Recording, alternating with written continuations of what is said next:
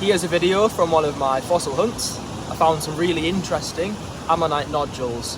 First thing we're going to do is crack them open. I've got 3 or 4, one of which I know definitely contains an Ammonite, the others I'm not too sure about. So we'll crack those open, and then I've got a really exciting, really quite fascinating fossil to show you. Got quite a few photos, see if you can work out what it is, and I'll explain a bit more about it as we go along. Just near to the waterfall, I've got our Ammonite nodules all lined up, ready to be cracked open. Let's have a quick look at them. Got 3 nodules already on show, and I've got an additional one that we'll crack open as well. Here's a little look around them. Quite chunky nodules, and I'm hoping there's going to be some lovely fossils inside.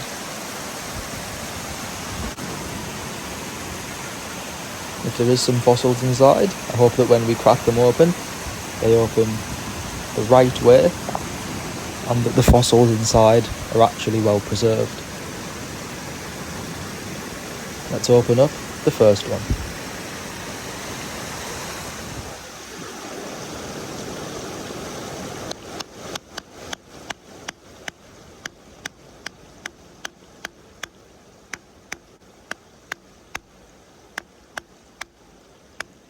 Not the easiest of nodules to open up, however I did manage it in the end.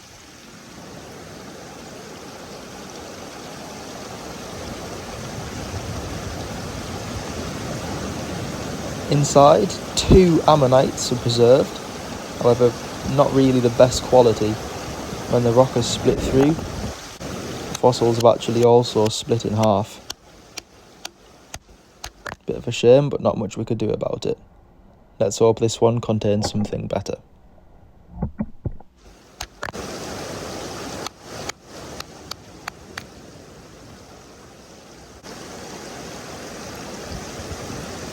That's more like it.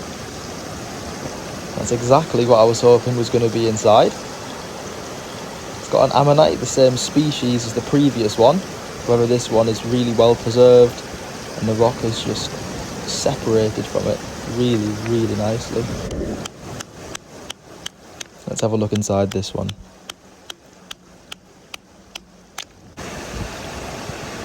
Now inside this one, I'm pretty sure there's a little piece of coprolite, maybe something else, but nothing too exciting. So I'm going to leave this one on the beach. Now this one I know for a fact there is an ammonite inside of some description. Not sure if it's complete or not, but we're about to find out.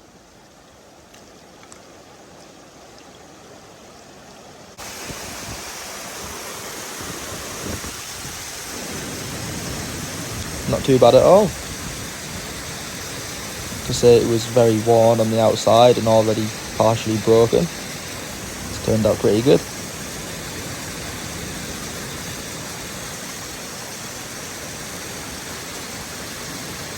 Now that we've opened up our ammonites, it's time to have a look at that other fossil and see if you can work out what it is. So let's go have a look at it.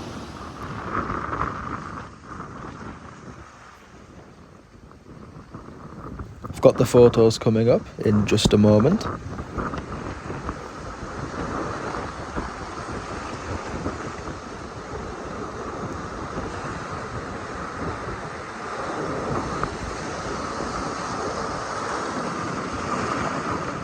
Here's the first photo.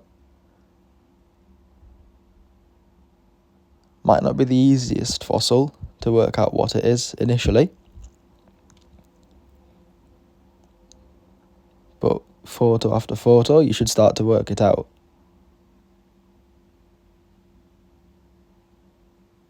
As you can see, these fossils, or individual bits of the fossil, are all fossilized bones. Just there, at the bottom right, you can see a tooth.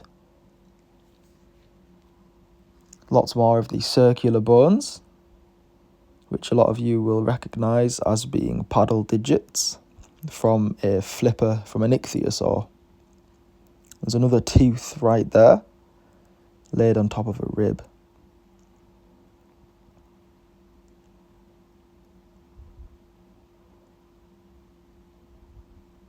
There's quite a lot going on in this fossil. It's a very busy piece.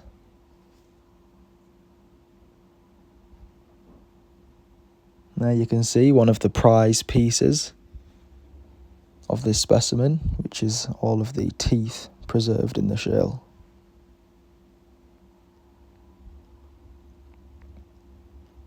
I've got a video to show you now, showing the fossil in a bit more detail.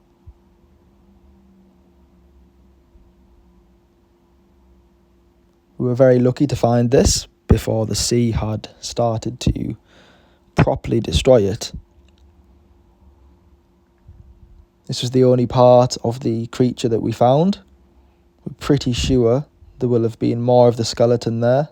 However, the block that we found had fallen out of the cliff and broken up into lots of pieces.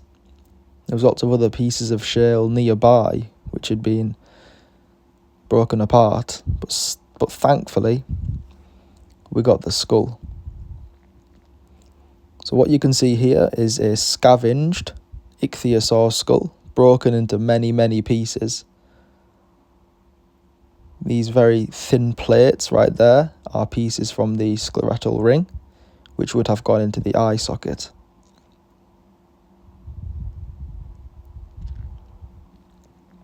You can imagine that preparing a fossil like this is much more difficult than if it was all perfectly in place. Working your way through the shale, there's just bones and teeth all over the place, totally randomly distributed.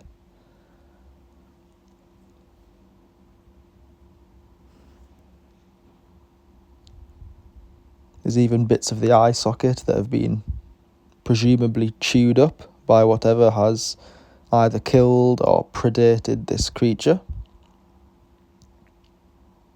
That's a part of the eye socket just there, and a few more of the bony eye ring, scleral ring plates.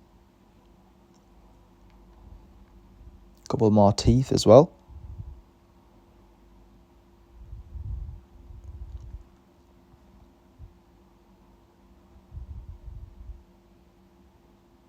Being preserved in shale, the teeth are usually very soft and hard to properly prepare. Most of the jaws are intact and pretty much in place, although separated out a little bit, and that separation revealed a lot of the teeth.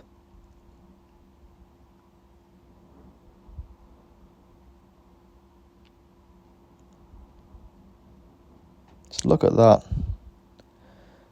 It's so awesome, isn't it?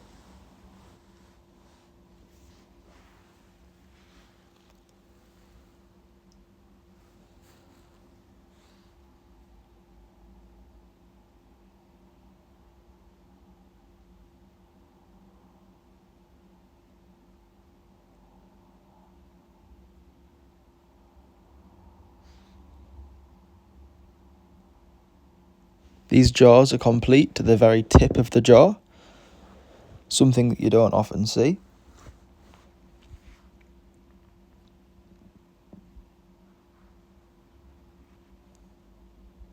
So that's a look at this squashed, predated ichthyosaur skull with partial paddle. Don't think there was any vertebrae present with this whatsoever, although like I say, there quite possibly was before it got separated and worn away. However, arguably the best piece was saved, so very good indeed. We absolutely love this fossil because of how it's preserved. So there we have it. Hope you've enjoyed that video. It's got a little shot here from one of the waterfalls. Thanks for watching, and I'll see you in the next video.